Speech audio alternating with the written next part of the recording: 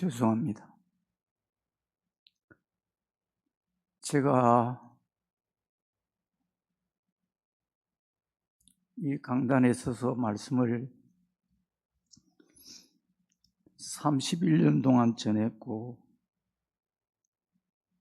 또 은퇴한 뒤에도 종종 말씀을 전하고 있는데 오늘 같은 날은 처음입니다.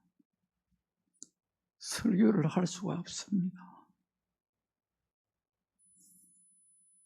왠지 하나님께 쏟눈물을 흘리게 합니다. 손수건 한 장이 다 젖어버려가지고 닦을 수가 없습니다. 여러분 좀 용서하시고 이해를 좀 해주시기를 부탁드립니다.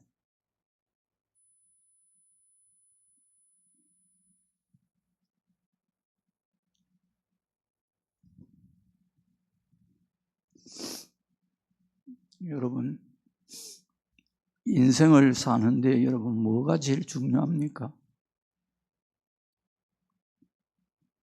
여러분에게 제일 중요한 게 뭡니까? 재물입니까? 권세입니까? 건강입니까? 여러분, 생각입니다. 생각이 제일 중요합니다. 모든 삶이 다 생각에서 나옵니다. 생각이 그 사람의 가치고 질이고 생각이 바로 그 사람의 삶이 됩니다. 선한 생각을 하면 선하게 살고 악한 생각을 하면 악하게 살게 됩니다. 생각이 말과 행동이 되고 여러분이 지금까지 살아온 길이고 또 앞으로 살아갈 길이 되는 것입니다. 성경에 보면 하나님이 인간의 모든 생사화복을 주장하신다고 했어요. 그러면 우리 인간은 아무렇게나 살아도 됩니까? 하나님이 다 알아서 생사화복을 다 주장하시니까 우리는 이렇게 살아도 되고 저렇게 살아도 되고 마음대로 살아도 됩니까?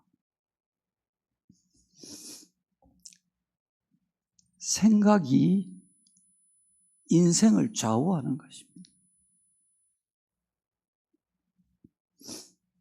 오늘 본문은 유다가 바벨론에 멸망될 것을 하나님이 예레미야 선지자를 통해서 말씀하신 것입니다.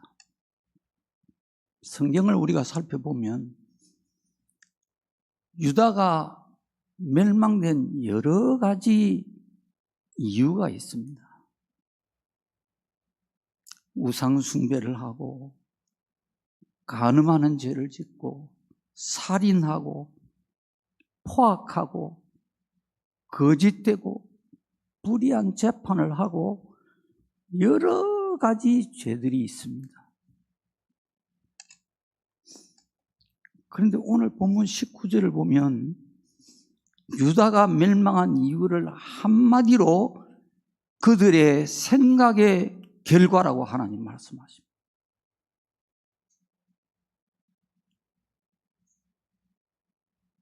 망할 죄들은 많았지만 그것은 바로 모든 것이 다 생각의 결과였다는 거예요. 하나님께서 그렇게 우리 인간을 진단하시는 거예요. 유다가 멸망된 것은 생각 때문이었다는 거예요.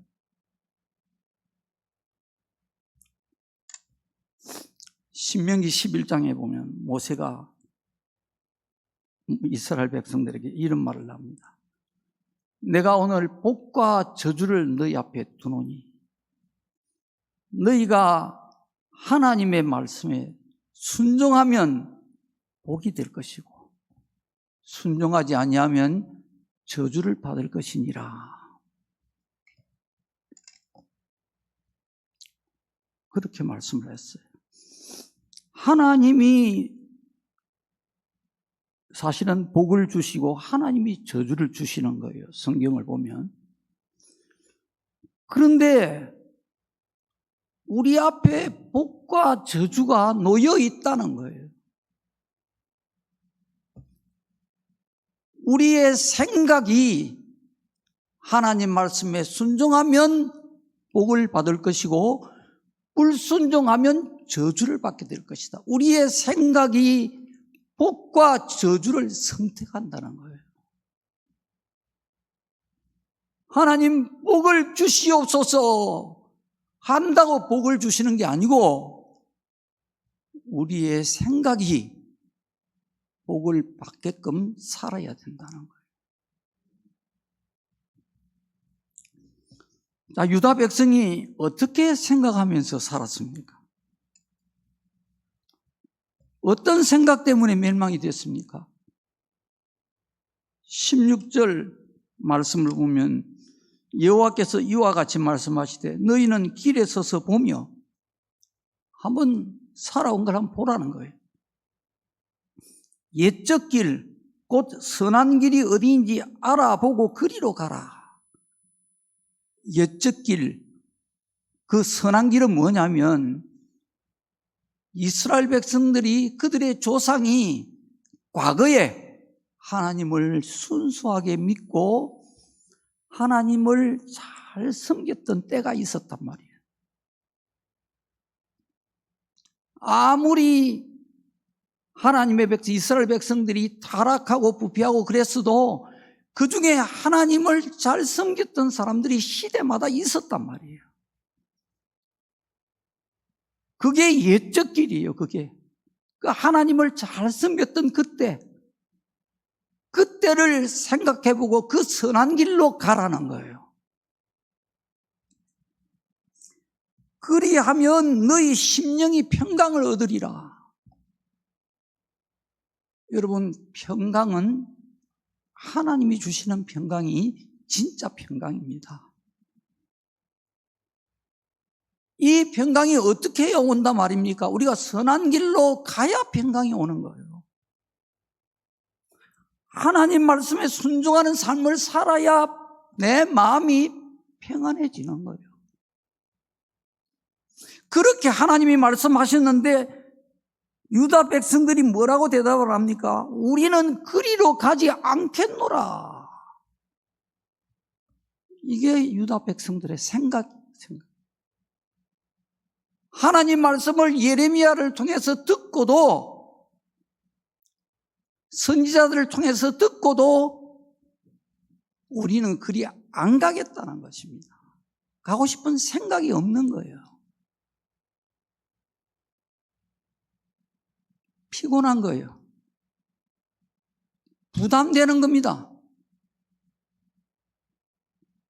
힘든 거예요. 그래서 그리 안 하겠다. 17절에도 내가 또 너희 위에 파수꾼을 세웠으니 나팔 소리를 들으라 하나 그들의 대답이 우리는 듣지 않겠노라.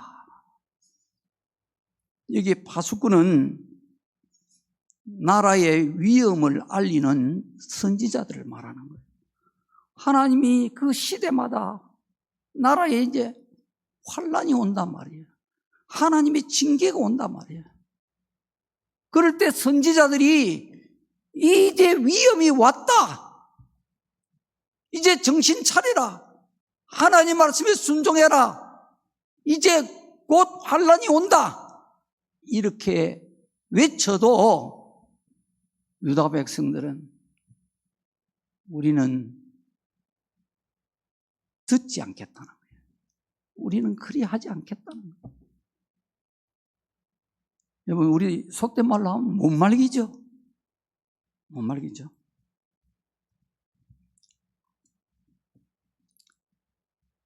자, 그런 생각을 가지고 우리는 안 듣겠다.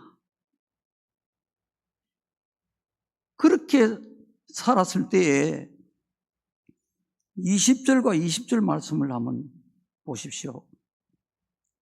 어떤 일이 일어나는지. 시바에서 유향과 먼 곳에서 향품을 내게로 가져오면 어찌함이냐. 나는 그들의 번제를 받지 아니하며 그들의 희생 제물을 달게 여기지 않노라. 유다 백성들이 하나님을 안 섬겼던 게 아니에요. 하나님을 잘 섬기려고 노력했어요. 하나님께 드릴 유향, 향품, 이것을 먼 곳에서 아주 좋은 것, 고급으로 값을 많이 주고 그걸 사와서 하나님 앞에 제물로 드렸단 말이에요.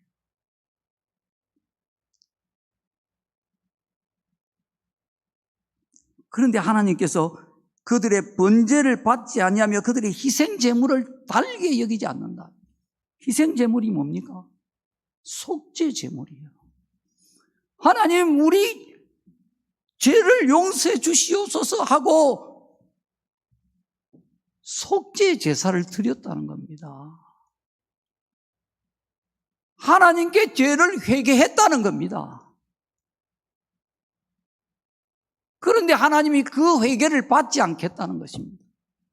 그 제사를, 그 예배를 하나님 받지 않겠다는 거예요. 왜냐? 제사를 드릴 때는 하나님의 이름을 불렀단 말이에요.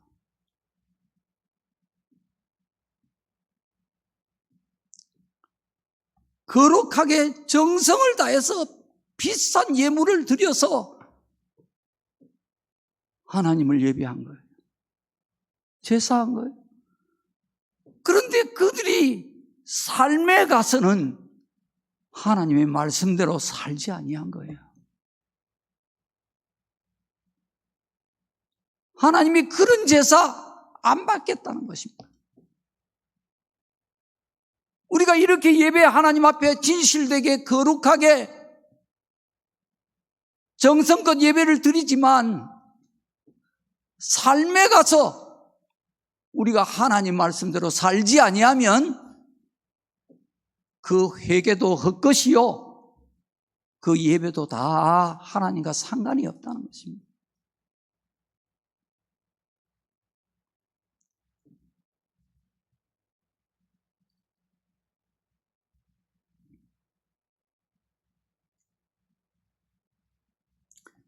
우리가 이런 모든 유다 백성들의 다 삶이 생각에서 나왔다는 거예요.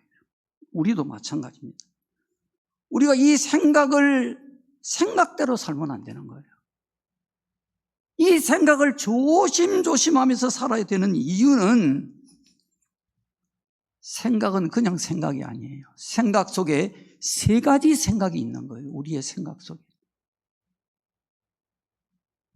하나는 내 생각이에요. 우리가 생각하는 내 생각이란 말이에요. 또 하나는 하나님이 주시는 생각이 있습니다. 또 하나는 마귀가 주는 생각이 있습니다. 이걸 아셔야 되는 거예요. 근데 우리는 그냥 생각을 내 생각인 줄 알고 그냥 생각대로 사는 거예요. 이 생각 속에 숨어 있는 영적 비밀을 알지 못해서 유다 백성들이 망한 거예요. 이 비밀을 몰라서 저주를 당하고 멸망을 당한 것입니다. 그런데 여러분, 정말 마귀는 만만치가 않습니다.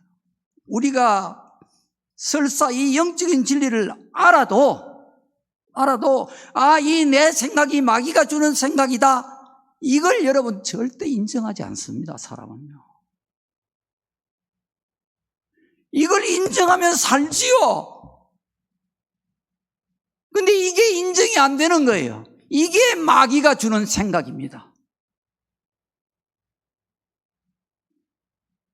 이게 내가 지금 생각하는 게 이게 마귀가 주는 생각이구나. 이거를 부인하게 하는 것이, 이 생각을 거절하게 하는 것이, 이게 마귀가 주는 생각이다, 이 말. 이걸 우리가 모르는 거예요. 알 수가 없는 거예요. 보이지 않으니까. 보이지 않은 영적 세계에서 일어나는 일이란 말이에요, 이걸. 요한복음 13장 2절에 이 영적인 세계를 정확하게 가르쳐주고 계십니다. 하나님이. 마귀가 벌써 가룟 유다의 마음에 예수를 팔려는 생각을 넣었더니, 이렇게 말씀하고 있습니다. 마귀가 벌써 가룟 유다의 마음에 예수를 팔려는 생각을 넣었다. 그래서 가룟 유다가 예수님 은 30에 판 거예요. 마귀가 알았습니까? 아니에요. 가룟 유다가 알았어요. 자기 마음에 마귀가 생각을 넣는 것을 가룟 유다가 알았습니까? 몰랐습니다, 여러분.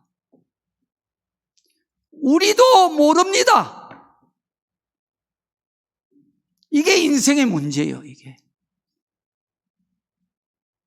이래서 우리가 원치 않는 저주가 오는 거예요.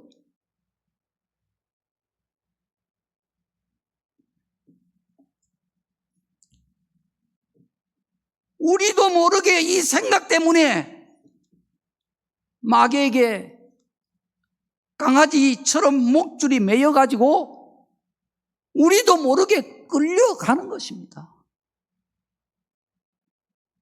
그걸 인간이 모르는 거예요. 알고 싶지가 않아요.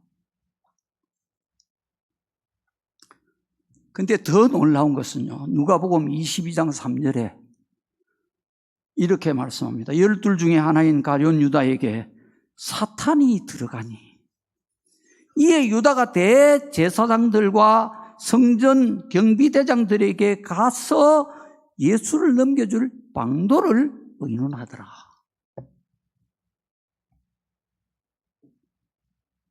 요한복음에서는요, 가룟 유다의 마음에 예수를 팔려는 생각을 마귀가 넣었다, 이렇게 말씀했는데, 이 누가복음 22장에서는 마귀가 가룟 유다 속에 들어갔다고 말씀을 하는 거예요.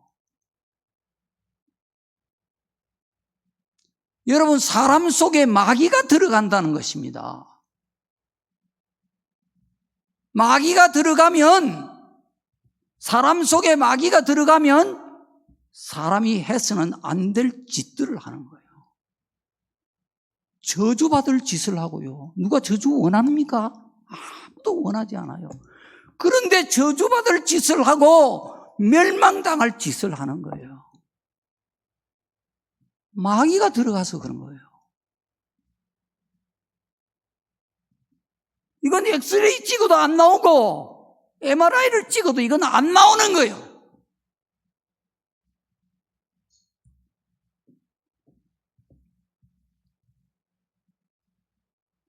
자, 그러면요, 마귀 들어가면 큰일이죠. 어떤 사람에게 마귀가 들어가느냐? 성경에는 우리가 살 길을 다 가르쳐 놨어요. 에베소서 2장 1절부터 2절까지. 그는 허물과 죄로 죽었던 너희를 살리셨도다. 그때 너희는 그 가운데서 행하여 이 세상 풍조를 따르고 공중의 권세 잡은 자를 따랐으니 곧 지금 불순종의 아들들 가운데서 역사하는 영이라. 역사라는 것은 활동하는 영이라. 이렇게 말씀합니다. 자, 누구에게 마귀가 들어갑니까? 첫째는 하나님 믿지 않는 자들 속에는 전부 다 마귀가 들어가 있습니다. 모르죠? 저도 하나님 안 믿을 때 이거 모르고 살았어요.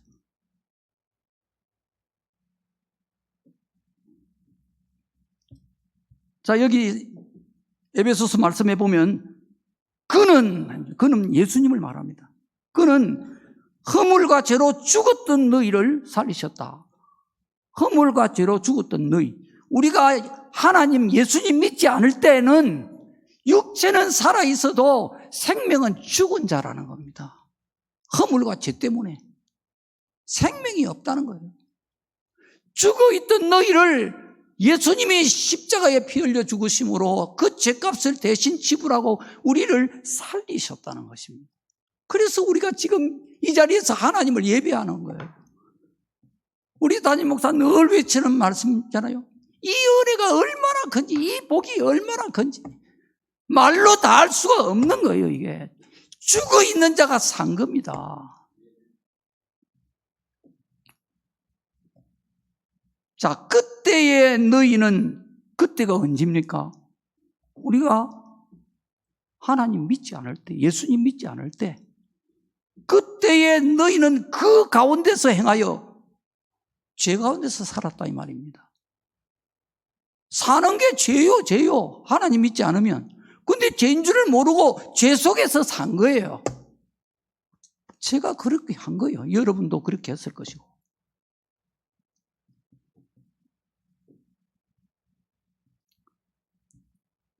자, 왜 죄 가운데서 살았느냐? 공중권세 잡은 자를 따랐다는 것입니다. 공중권세 잡은 자, 마귀를 말하는 거예요. 마귀를 따라간 거예요. 봤습니까? 보입니까? 안 보이는 거예요. 모르고 사는 거예요. 모르고 사는 거예요. 우리가 하나님 믿지 않을 때는 마귀를 따라가는 거예요. 왜 마귀를 따라갑니까? 마귀가 주인이고 따라가는 자가 종이란 말이에요. 그죠? 이리 와! 마귀가 시키는 대로 사는 겁니다. 마귀 따라 쫄쫄쫄 따라다니. 이리 와! 하면 또 저리 가는 겁니다. 이거 돼! 하면 또 이거 하는 거예요. 저거 돼! 하면 저거 하는 거예요. 마귀를 따라가는 거예요. 마귀가 믿지 않는 자의 마음과 생각을 점령해버린 겁니다. 마음속에 들어와 버린 거예요. 주인이 돼버린 겁니다. 그래서 마지막은 지옥으로 가버리는 거예요. 이게 마귀가 하는 일입니다. 자, 두 번째 마귀가 들어가는 사람이 있습니다. 하나님을 믿는 자들도 예외가 없어요. 지금 곧 불순종하는 자녀들 가운데서 활동하는 영이라.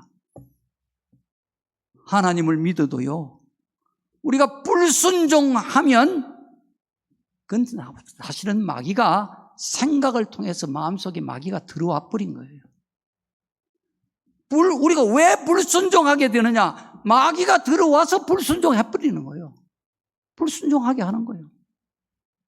나도 모르게 하나님 말씀과 다르게 하나님 말씀을 떠나서 자꾸 살게 되는 것입니다. 불순종하는 자녀들 가운데 그 마음과 생각 속에서 마귀가 지금 활동하고 있는 것입니다. 열심히 1분 1초도 쉬지 않고 생각을 마음속에 집어넣고 그 마음을 사로잡아가지고 끌고 가는 것입니다. 믿는 자들도요. 불순종하는 자들. 여러분, 우리가 하나님 말씀 그대로 살 수 없지, 그죠? 다 살 수 없지요. 그러나 이걸 여러분, 아이고, 인간이 뭐, 그렇지. 누가 완전하게 살 수 있노? 이렇게 여러분 가볍게 생각하면 안 됩니다. 불순종하게 되는 것은 마귀가 내 안에 들어와서 내 마음을 정복해버린 거예요. 그래서 불순종하게 되는 것입니다. 통곡해야 되는 거예요.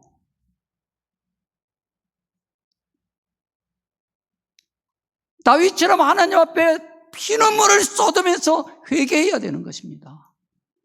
여러분, 회개는 입으로 말하는 게 아니에요. 세례 요한이 그랬죠. 이 독사의 자식들아, 회개의 열매를 맺어라 그러잖아요. 이미 도끼가 나무 뿌리에 놓였다는 거예요. 누가 너희들 보고 하나님의 진노를 피하라고 하더냐? 회개의 열매를 맺고 그리고 하나님 믿으라는 거예요. 우리가 불순종하면 마귀에게 잡힌 거예요. 빠져나와야 되지, 그죠? 계속해서 잡혀 있으면 안 되는 거예요. 하나님 믿는 성도들도 얼마든지 마귀에게 잡힙니다, 여러분. 마귀는 예외가 없어요. 불순종하면 딱 잡히는 거예요. 불순종하게끔 마귀가 딱 활동하는 거예요. 내가 불순종했다 싶으면 불 속에서 빠져나오는 것처럼 우닥닥 빨리 빠져나와야 되는 거예요.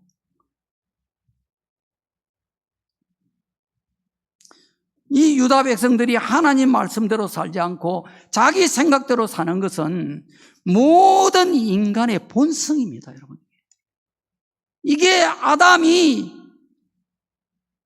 하나님 앞에서 선악과를 범한 원죄입니다. 이게 원죄. 원죄라는 것은, 이 원이라는 것은 근본 원자라 말이에요. 그죠? 죄의 근본이 된다는 거예요. 이게 죄의 뿌리라는 거예요. 이게.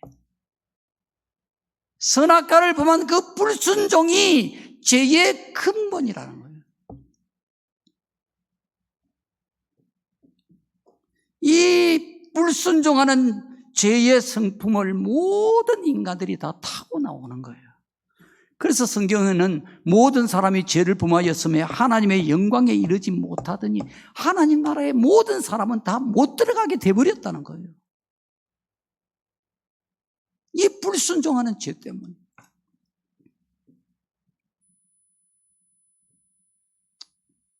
그래서 이 땅에 예수님이 오신 거예요. 하나님이 오신 거예요, 사람으로.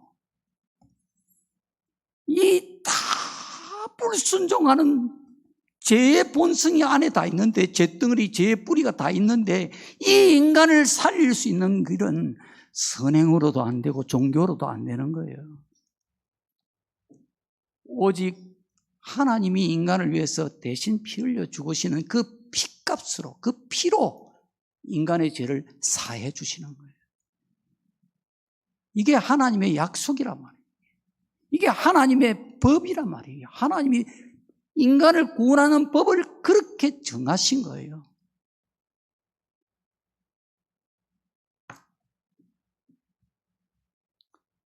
하나님은 선악과를 먹지 말라고 하셨어요.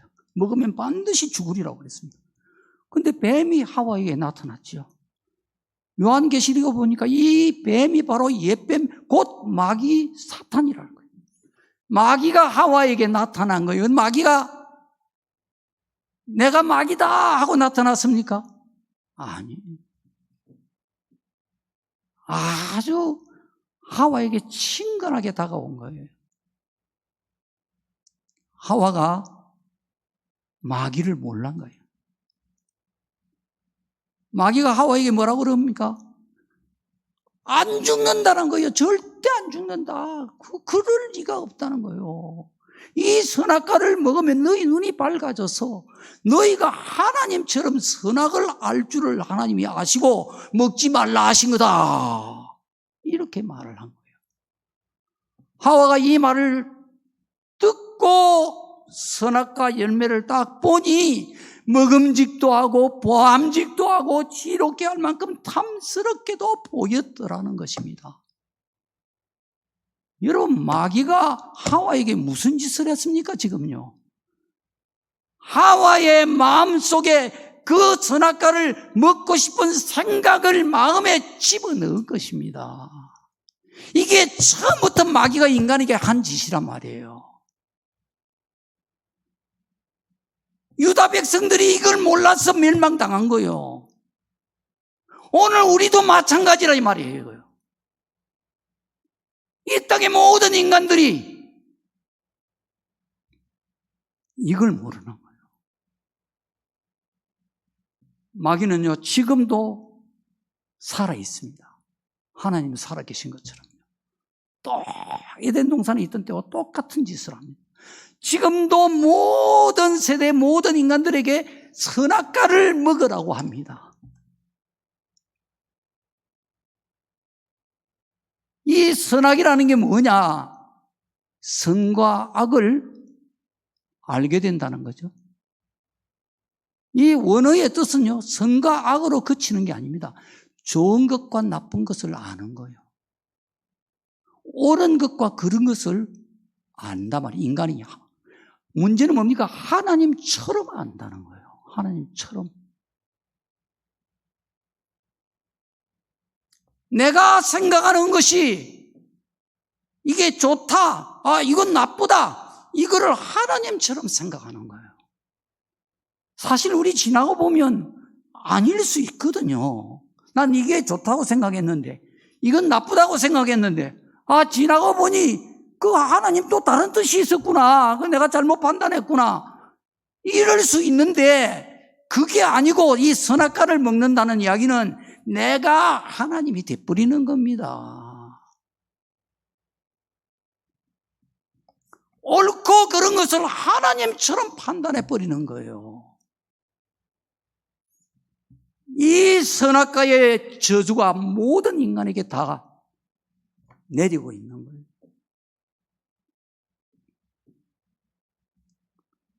내가 좋은 대로, 내가 옳은 대로, 내가 원하는 대로 사는 것, 이것이 바로 선악과의 무서운 죄와 저주의 독입니다. 독. 성경을 보면요, 이 유다 백성들을 보면서 우리 인간이 가지고 있는 이 선악과적인 이 생각을 고치는 것이 얼마나 어려운지를 하나님이 예레미야에게 하신 말씀을 여러분 한번 들어보시기 바랍니다. 예레미야 7장 23절에 하나님이 이렇게 말씀합니다. 너희는 내 목소리를 들으라. 그리하면 나는 너희 하나님이 되겠고 너희는 내 백성이 되리라. 여러분, 우리가 하나님 백성이 되고 전지전능하신 하나님이 내 하나님이 되면 우리 인생 문제는 속된 말로 끝나는 거 아닙니까, 여러분요? 이걸 하나님이 약속을 해주신 거예요. 내 말을 들으라는 거예요. 들으라. 너희는 내가 명령한 모든 길로 걸어가라. 그리하면 복을 받을 것이니라 하였으나, 이게 문제죠, 그죠? 하나님이 그렇게 복을 받을 것이라고. 여러분, 복 달라고 우리가 얼마나 마음에 소원을 하고 기도를 합니까? 이미 하나님은 복 주시겠다고 약속하신 거예요. 내가 너희에게 가르쳐준 그 모든 길로 걸어가라는 거예요. 그러면 너희가 복을 받을 것이라. 그렇게 하였으나 그들이 순종하지 아니하며 귀를 기울이지도 아니하고 자신들의 악한 마음의 깨와 완악한 대로 행하여 그 등을 내게로 돌리고 그 얼굴을 향하지 아니하였으며. 이건 뭐냐면요, 이스라엘 백성들 그 조상들의 얘기를 하나님이 말씀하시는 거예요. 예레미야 시대의 유다 백성들에게 너희 조상들이 이렇게 살았다는 것입니다.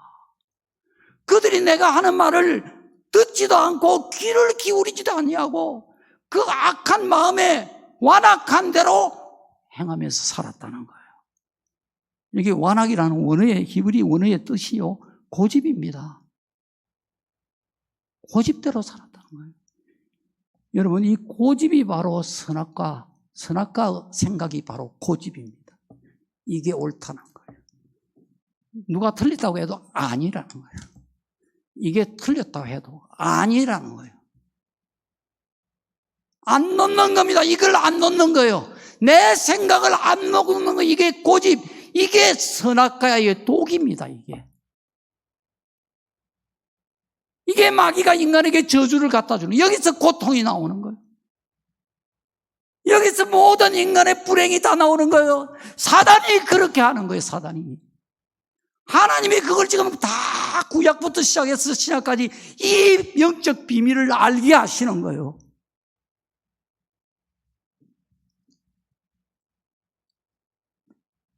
바로 이어서 7장 25절에 예레미야 7장 25절에 이렇게 합니다. 너희 조상들이 애굽 땅에서 나온 날부터 오늘까지 내 종 선지자들을 너희에게 보내되 끊임없이 보내었으나, 여러분 기가 막히지 않습니까? 내가 이 설교를 준비한 지난 모든 시간들이 쌓여서 하나님이 내게 그렇게 눈물을 주신 것 같아요.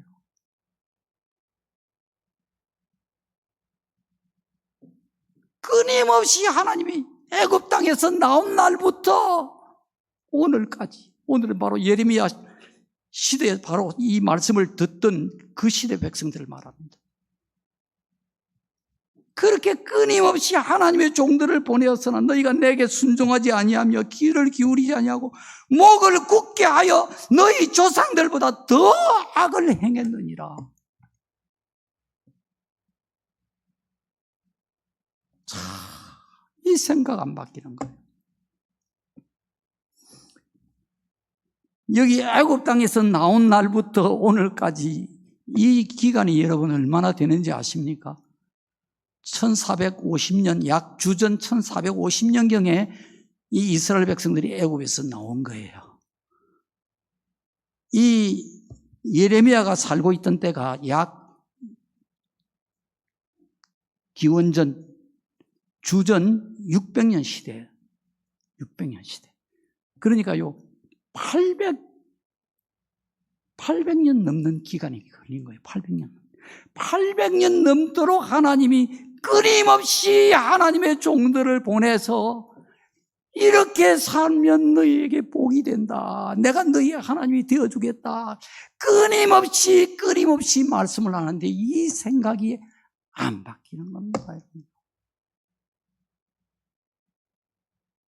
물론 그때도 정말 모세와 같은 여호수아와 같은 많은 믿음의 사람들이 하나님을 잘 섬겼던 사람들이 없었던 게 아니에요.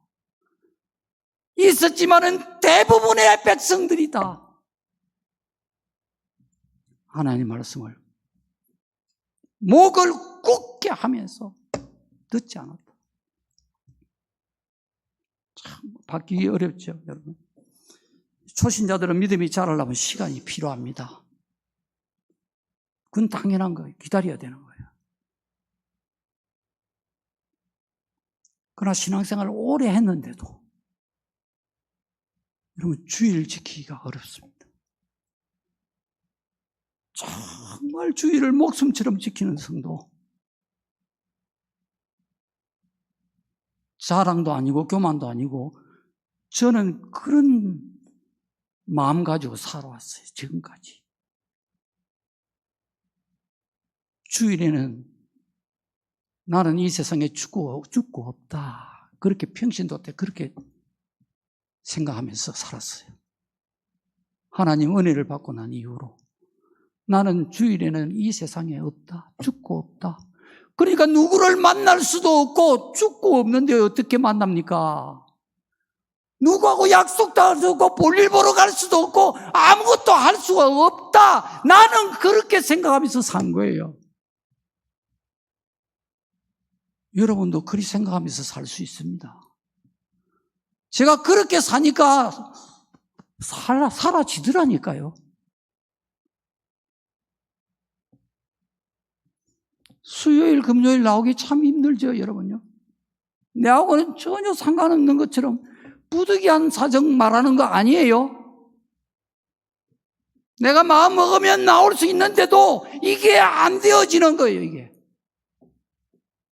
이게 선악과의 이 생각이 안 바뀌는 거예요. 내가 원하는 대로, 내 형편대로, 내 사정대로, 내 편리한 대로.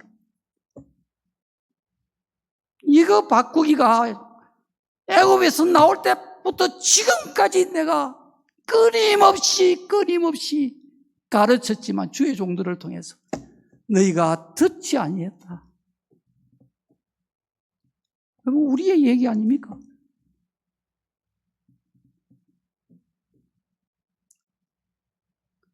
하나님은요, 하나님의 백성들을 어떻게 하든 살려내려는 거예요. 마귀로부터.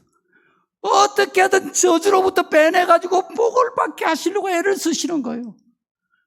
그래서 이 유다가 멸망되기 120년 전에 벌써 이사야 선지자를 보내가지고 너희가 앞으로 멸망될 것이라고 유다에게 경고를 했습니다. 지금처럼 그렇게 살지 말라고. 너희 생각을 바꾸라고. 120년 전에 이사야 선지자를 통해서. 근데 유다 백성들 듣지 않았습니다. 120년의 충분한 시간을 하나님이 기다리신 거예요. 인내하시고 참고 또 기다리고, 그게 사랑의 하나님이에요.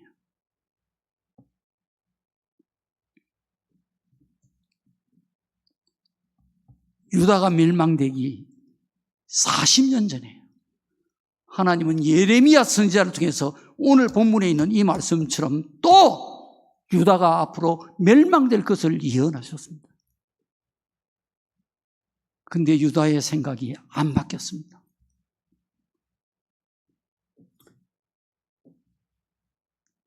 근데 오늘 본문에 있는 이 예레미야의 예언대로 이 유다의 정말로 멸망이 다가오고 있었던 거예요.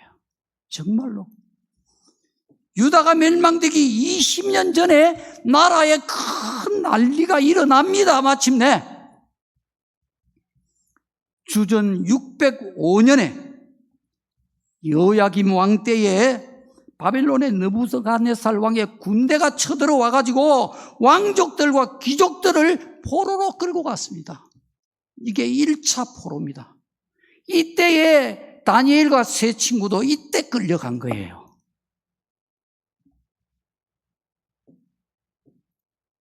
그렇게 왕족들과 귀족들이 다 끌려갔는데도 유다 백성들 생각이 바뀌지 않습니다.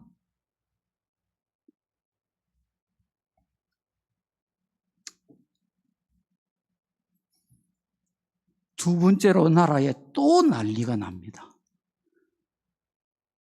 이제 유다가 멸망되기 11년 전에, 앞에는 20년 전이었죠. 11년 전인 BC 597년에 여호야김 아들 여호야긴 왕 때에 바빌론이 또 쳐들어와 가지고 두 번째 포로들을 끌고 가버립니다. 2차 포로요. 자, 이때는 왕이 끌려가고요, 용사들 10,000명과 기술자 1,000명을 포로로 끌고 가버립니다. 그래도 유다의 생각이 바뀌지 않습니다.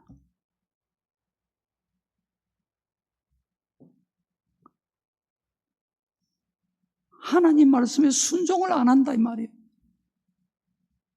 내 살고 싶은 대로, 내가 필요한 대로 그냥 계속 사는 거예요. 마침내 드디어 주전 586년에 바빌론 느부갓네살 왕이 쳐들어와서 유다를 완전히 멸망을 시켜버립니다. 이때 마지막으로 세 번째 포로를 끌고 가는데 왕이 끌려가고요, 귀족들, 그리고 모든 지도자들, 그리고 비천한 자 외에 가치 없는 그런 아주 그냥 그런 사람들 외에 예루살렘에 있는 모든 백성들을 다 포로로 끌고 갔습니다.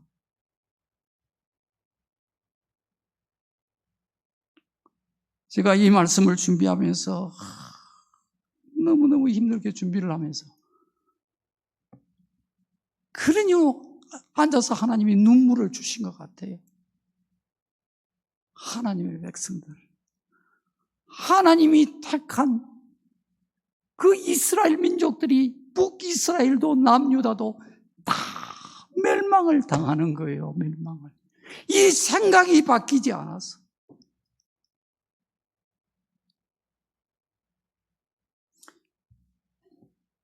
자기 방식대로, 자기가 원하는 대로 살려는 이 생각 때문에 유다가 멸망된 거예요. 하나님 백성이. 자, 그러면 여러분, 지금 우리의 생각은 어떻습니까? 우리 대한민국은 안전합니까?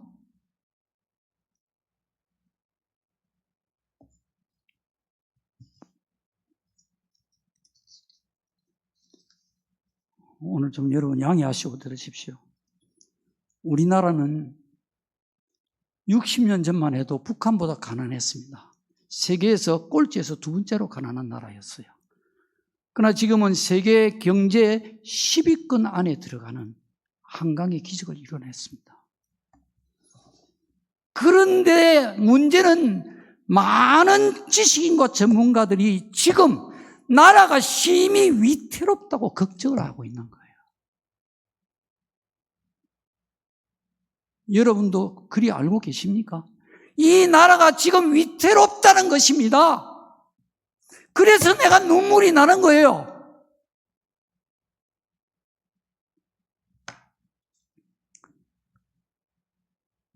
금년 4월 10일에 국회의원 선거가 있었잖아요. 총선. 그 총선 후에 영국 BBC 방송에서, 영국 국영방송입니다. 우리나라 KBS처럼. 이 방송에서 한국 이대로 망할 것인가 하는 제목으로 방송을 했습니다. 그 방송에서 두 가지 문제를 지적했습니다. 하나는 한국이 지난 4월 10일 총선에서 많은 범법자들이 국회를 장악했다는 것입니다. 죄를 범한 자들이 국회를 장악했다는 거예요.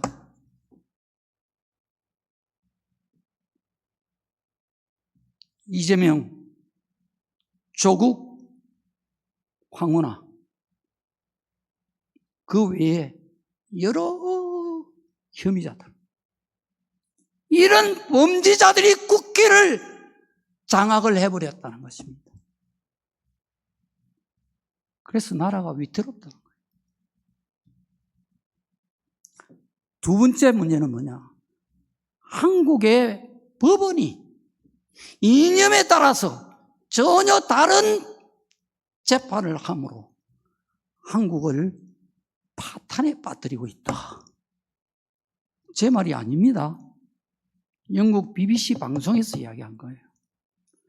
법원이 대한민국을 파탄에 빠지고 있다는 것입니다. 빠지게 하고 있다.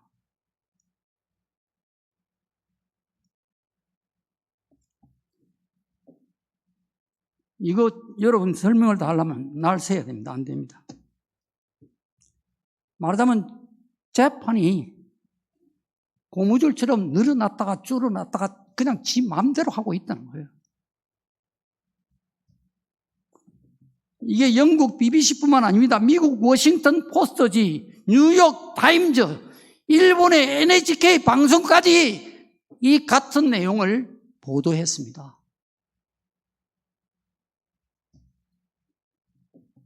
외국 언론들이 이렇게 한국 정치와 사법부의 문제를 심각하게 다루고 있는데 국내 신문과 방송은 입을 닫고 있습니다. 국민들에게 진실을 알려주지 않는 거예요. 사람은요, 들어도 시간이 지나면 잊어버리는 겁니다. 자꾸 이 얘기를 해주면 아는 거예요. 근데 말을 안 하는 거예요, 언론이. 그러면 여러분, 교회는 어떻게 해야 됩니까?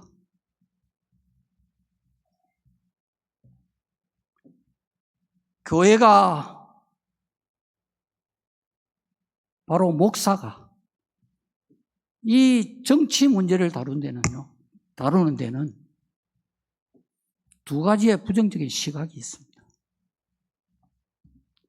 하나는 정교 분리의 원칙이 있는데 왜 목사가 정치 문제를 가지고 설교하느냐는 거예요. 정교 분리. 이건 우리 대한민국 헌법 20조에 나오는 겁니다. 한번 띄워주세요. 헌법 20조. 1항에 20조 1항 모든 국민은 종교의 자유를 가진다. 2항에 국교는 인정되지 아니하며 종교와 정치는 분리된다. 이게 정교 분리다. 이게 정교 분리.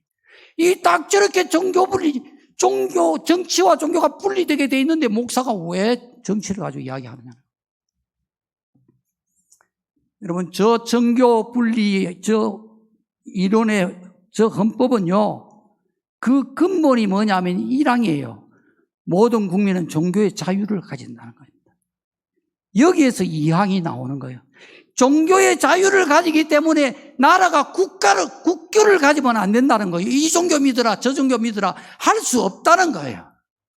할 수 없고, 저 헌법을 설명을 하면 모든 국민은 종교의 자유를 가지고 있기 때문에 국민들의 현실적 삶에는 관여할 수 있지만은 내면적이고 종교적인 이런 신앙의 문제는 불법을 하지 않는 이상, 법을 위반하지 않는 이상 국가가 개입을 해서는 안 된다는 거예요. 개인의 자유에 맡겨라. 이게 정교 분리의 원칙입니다. 국가가 국민에게 종교를 이래라 저래라 간섭하지 말라는 거예요. 종교의 자유가 있다는 겁니다. 그런 뜻이지, 교회가 정치가 무슨 짓을 하든지 그 교회는 입을 닫아라, 교회가 그런 거 말하면 안 된다, 그런 뜻이 아니라 이 말이에요.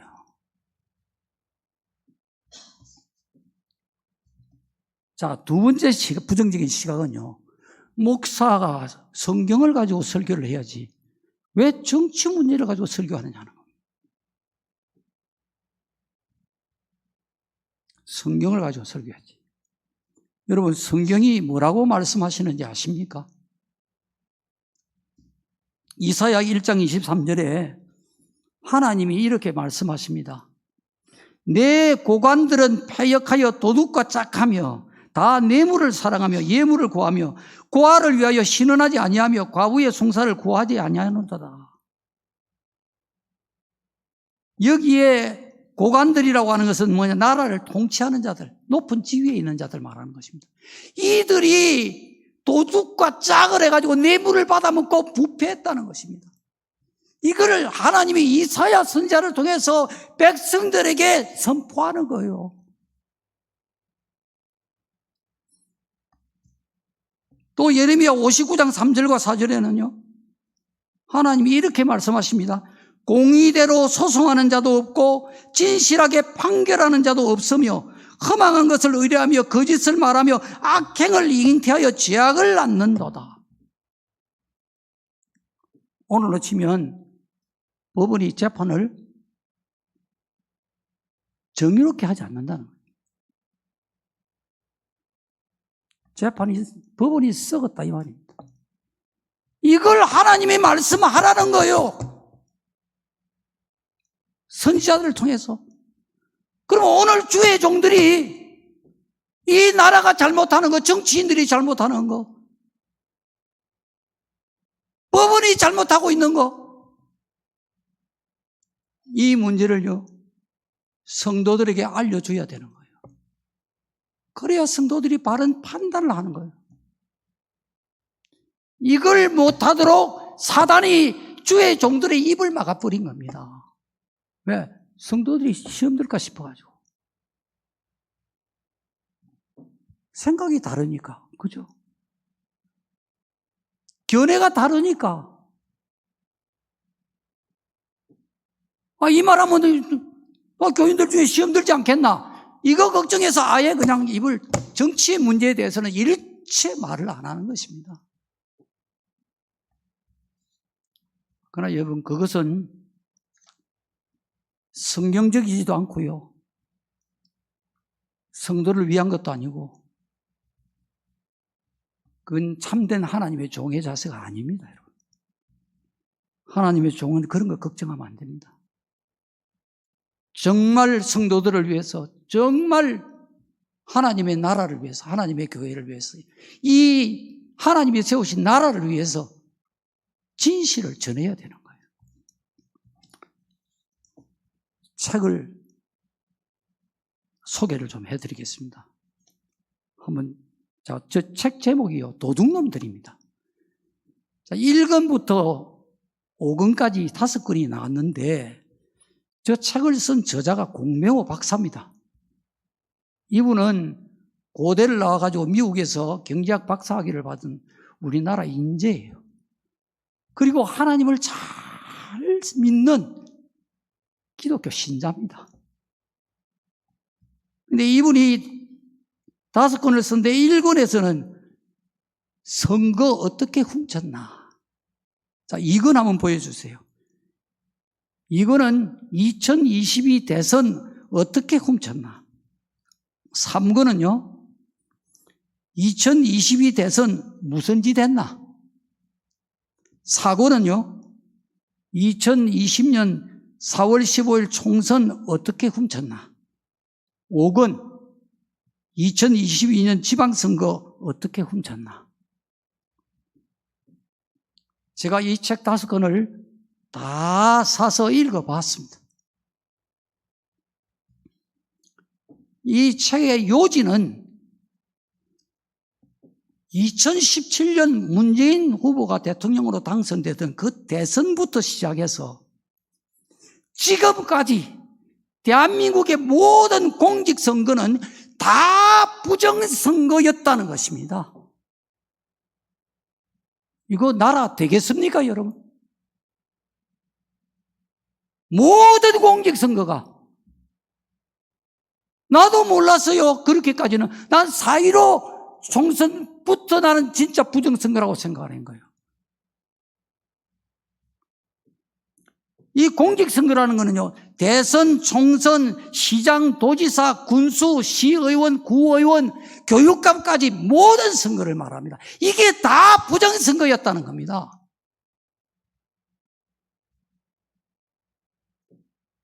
어떻게 알아냈느냐?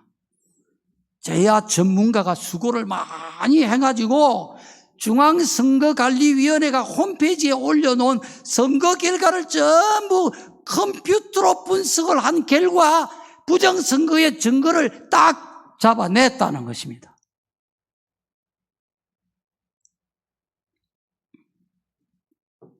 이 책에는요, 부정선거를 민주당이 기획을 했다고 밝히고 있습니다. 지금 더불어민주당 그 앞에부터. 그리고 표를 도둑질해가지고 당선된 민주당 의원들, 국회의원들 수십 명의 이름이 다 나와 있습니다. 그리고 중앙선거관리위원회가 전산조직을 통해서 이 컴퓨터를 가지고 부정선거를 해왔다고 밝히고 있습니다. 여러분, 부정선거는요, 사형에 해당이 됩니다. 이 시간이 없는데 그래도 합니다. 이건 해야 됩니다. 헌법 제1조를 한번 띄워주십시오. 왜 사형이 되느냐면요, 헌법 제1조입니다. 그러니까 이게 대한민국의 정체성 바로 뿌리입니다. 제1조, 대한민국은 민주공화국이다. 그 다음에 2조, 대한민국의 주권은 국민에게 있고, 이 말은 뭐냐면요, 대한민국의 주인은 국민이다, 이 말이에요. 모든 권력은 국민으로부터 나온다. 이게 대한민국입니다, 이게. 근데 부정선거가 왜 사형에 해당되느냐? 이 대한민국 헌법 제1조를 파괴시켜 버리는 거예요. 국민이 주인이고 모든 권력이 국민으로부터 나와야 되는데 이것을 국민의 표를 도둑질해가지고 어떤 특정한 정치 집단이 권력을 만들어낸다는 것입니다. 국민으로부터 나와야 되는데 어떤 정치 집단으로부터 권력이 나온다는 것입니다. 중앙선거관리위원회 컴퓨터에서 권력이 나온다는 거예요. 컴퓨터를 가지고 사전에 전부 다 몇 명을 당선시킬지를 다 계획을 다 짜가지고 그 계획대로 중앙선거관리위원회에서 이걸 전부 실행에 옮겼다는 이야기입니다. 그러니까 국민의 주권을 도둑질한 거예요. 주인을 걷어차버리고 이 나라의 권력을 도둑질한 거예요. 부정선거는요, 나라를 도둑질한 반역죄입니다. 반역죄. 헌법을 파괴시킨 죄요. 민주주의를 파괴시킨 겁니다. 그래서 사형입니다. 여러분 1960년도에 3.15 부정선거가 있었습니다. 그 때문에 4.19 혁명이 일어났습니다. 4.19 혁명이요. 4월 19일 하루에 학생들, 청년들 186명이 죽었습니다. 6,000명이 부상당했습니다. 이 민주주의 지켜내려고. 그 3.15 부정선거를 주도했던 당시 최인규 내무부 장관이 사형당했습니다. 제가 알고 있는 거요. 나는 그 시절에 자랐단 말이에요. 사형입니다, 여러분요. 이런 죄를 2017년부터 계속 저질러 왔다는 것입니다.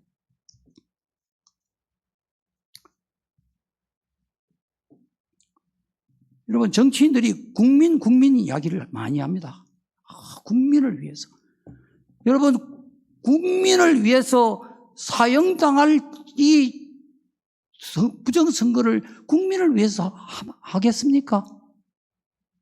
정말 국민을 위해서 사형당할 것을 감수하고 부정선거를 행하는 그런 충성된 정치인이 있습니까? 목숨 바쳐서 국민을 위한다고 부정선거를 행한다? 여러분, 이게 말이 됩니까, 이게?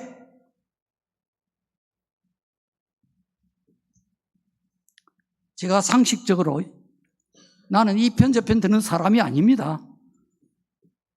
상식적으로 이해가 안 되는 것은요, 만약 어떤 사람이 여러분을 저 사람이 내 돈을 도둑질해 갔다, 저 도둑놈이다 이렇게 하면 여러분 어떻게 하겠어요? 많은 사람 앞에서. 여러분 벌쩍 뛰겠지요. 아니 무슨 소리 하느냐고, 내가 언제 훔쳐갔느냐, 봤냐 하고 여러분 항변해야 되지 않습니까? 저 도둑놈이라고 저 사람이 내 돈 훔쳐갔다 이러는데 가만히 있을 사람이 있겠어요? 이게 상식 아닙니까? 이 공병호 박사가 도둑놈이라는 책을 낸 지가요 1년 반이 지났습니다. 이 책이 지금도 계속 알려지고 있고 많은 사람들에게 계속 지금도 알려지고 있습니다. 이 도둑놈들 사실이. 여러분, 그런데 민주당이 권력이 없습니까? 지금 192석 국회를 장악을 하고 있는데, 법을 지금 마음대로 뜯고 지금 마음대로 만들고 하고 있는데, 이 민주당이 여러분 왜 가만히 있습니까? 민주당이 도둑질했다는데 그 민주당의 주요 인사들 이름 다 열거되어 있고 그 국회의원들 이름이 다 열거되어 있는데 그 사람들 벙어리입니까? 중앙선거관리위원회는 왜 가만히 있습니까? 이상하지 않아요, 여러분요?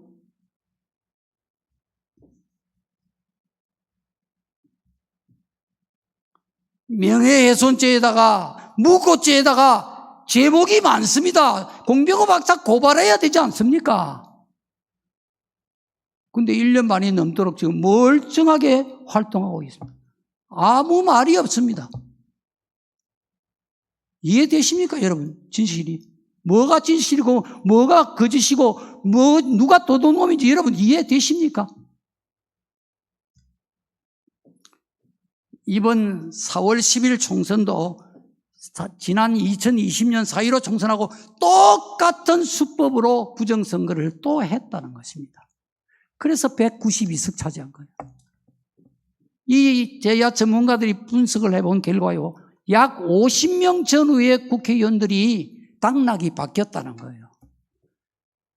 지금 가짜 국회의원들이 50여 명이 삐배지를 달고 지금 국회에 있다는 것입니다. 국회의원이 되어야 할 사람은 떨어지고,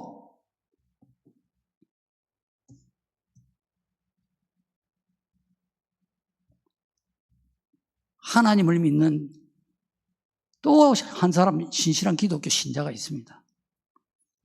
미국 오리온대에서 전산학 박사학위를 받은 장재헌 박사가요, 이 사람이 자기 전공이 전산학이잖아요.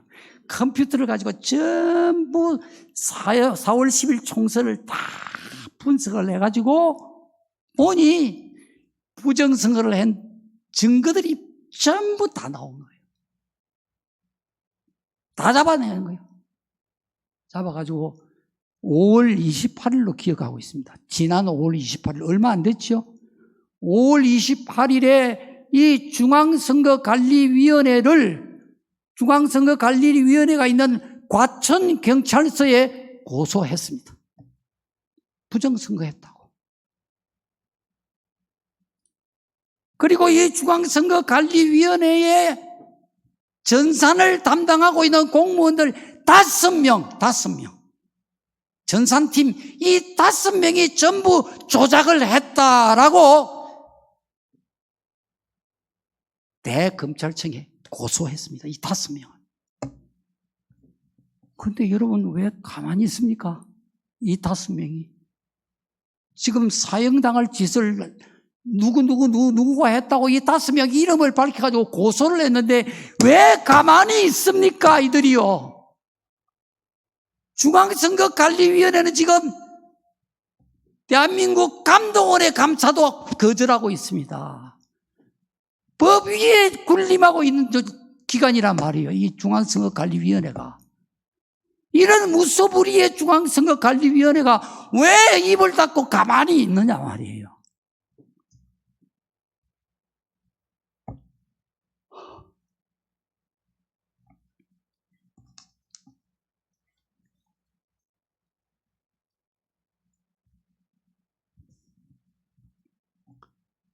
여러분 나라에 이런 일이 왜 일어날까요? 정치 때문입니까? 사법부 문제입니까? 언론 문제입니까? 국민들이 문제입니까? 아니에요. 이사야서 45장 7절에는 하나님이 이렇게 말씀하십니다. 나는 빛도 짓고 어둠도 창조하며 평안도 짓고 환난도 창조하나니 나는 여호와라. 이 모든 일을 행하는 자니라. 여러분이 평안하시면요, 그거 하나님이 하시는 거예요. 하나님께 감사드려야 되는 거예요. 여러분, 개인도 나라도 환난이 오는 거 하나님이 창조하셨다는 거예요. 하나님이 이 환난을 하나님이 일으켰다는 겁니다. 왜 하나님이 환난을 주시느냐? 예레미야 29장 11절에 이렇게 말합니다. 나 여호와가 말하노라. 너희를 향한 나의 생각은 내가 안하니 재앙이 아니라 곧 평안이요 너희 장래에 소망을 주려 하는 생각이니라. 이 말씀은요, 바빌론의 포로로 끌려간 유다 백성들에게 하나님이 예레미야를 통해 말씀하신 거예요. 이들은 이미 멸망을 당한 거예요. 포로로 끌려가 버린 거예요. 그런 그들에게 하나님이 말씀하시기를 너가 지금 생각하는 거하고 내 생각이 다르다는 거예요. 너는 지금 재앙을 당했다는 거예요. 나라가 망했다는 겁니다. 어째 이런 일이 있을 수 있느냐 탄식한다는 거죠. 그러나 내 생각은 다르다. 재앙이 아니라 곧 평안이다. 너희 장래에 소망을 주려고 그래서 너에게 환난을 준 것이다. 이렇게 하나님 말씀하시는 거예요.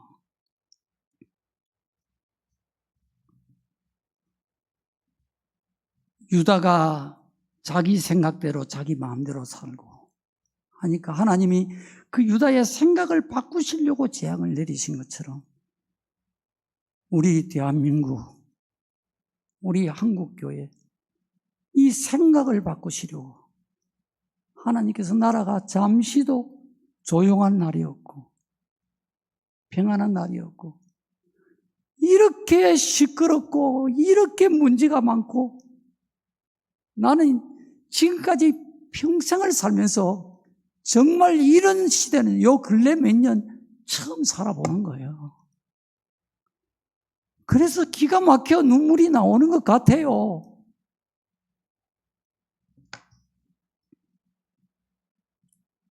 우리의 생각을 바꾸시려고. 우리의 생각을. 자, 생각을 바꾸려면 여러분 어찌해야 됩니까? 첫째는 하나님 말씀에 순종해야 됩니다. 내 생각대로 살고 내 판단대로 살고 내 사정, 내 형편, 내 좋은 대로 사람에게 좋은 대로 살려고 하는 이 타락한 죄의 본능에서 빠져나와야 되는 거예요. 이것이 바로 아담이 지은 불순종의 원죄입니다. 마귀가 쳐놓은 이 저주의 그물에서 빠져나와 가지고 그런 후에 하나님이 우리를, 이 대한민국을, 한국 성도들을 죄와 사망과 저주에서 빠져나오고 평안과 소망, 영원한 복을 주시려고 쳐놓으신 하나님 말씀의 그물에 걸리시기를 바랍니다. 하나님의 말씀의 그물, 사단이 쳐놓은 이 선악과의 사고의 그물, 저주의 그물에서 빠져나오시고 하나님이 우리에게 평안과 복을 주시려고 쳐놓으신 말씀의 그물에 걸려서 살아가시라 이 말이에요. 두 번째 생각을 바꾸려면요, 마귀에게 속으면 안 됩니다. 유다 백성들이 마귀를 몰랐어요. 그래서 생각이 800년이 넘어도 안 바뀌는 거예요. 가룟 유다 마귀에게 속아서 예수님 팔아먹은 거예요. 저주당한 거예요. 멸망당한 겁니다. 여러분, 베드로도 마귀에게 속은 거예요. 예수님에게 사탄아 내 뒤로 물러가라. 너는 나를 넘어지게 하는 자라고 책망을 들었지 않습니까? 사단에게 속은 거예요. 몰란 거예요. 지금도 마귀가 불순종하는 자녀들의 마음과 생각 속에서 활동하고 있습니다. 여러분, 마귀에게 속으면 안 됩니다. 내 생각으로 판단하면 안 됩니다. 우리의 생각 속에는 하나님 생각이 있고 마귀가 주는 생각이 있습니다. 내 생각이 하나님 말씀에 합당한가를 여러분 생각해 보셔야 됩니다. 하나님이 기뻐하실까를 생각해 보셔야 됩니다. 내 생각이 세상에 소금이 되고 빛이 되겠는가? 성도들에게 덕이 되고 은혜가 되겠는가? 이것을 여러분이 잘 생각할 수 있기를 바랍니다. 우리 대한민국이 살려면요, 한국 교회가 살아야 됩니다. 한국 교회 생각이 바뀌어야 됩니다. 우리 대한민국의 성도들이 자기 생각대로 살지 않고 하나님 말씀에 순종하고 마귀에게 속지 않고 자기 생각을 하나님의 뜻에 합당한지 신중하게 생각을 해서 하나님 앞에서 산다면은 우리 한국 교회가 반드시 다시 살아날 것입니다. 우리 한국 교회가 모이기를 힘쓰고 뜨겁게 기도하고 뜨겁게 찬송하고 예배가 살아있는 하나님이 기뻐하시는 새로운 부흥의 불길이 일어나게 되면, 그날이 되면 하나님께서 우리 대한민국에 법과 질서를 세워주시고 정의와 공의가 회복되어지고 우리 하나님이 대한민국을 세계 열방 가운데서 머리가 되도록 높여주실 줄로 믿습니다.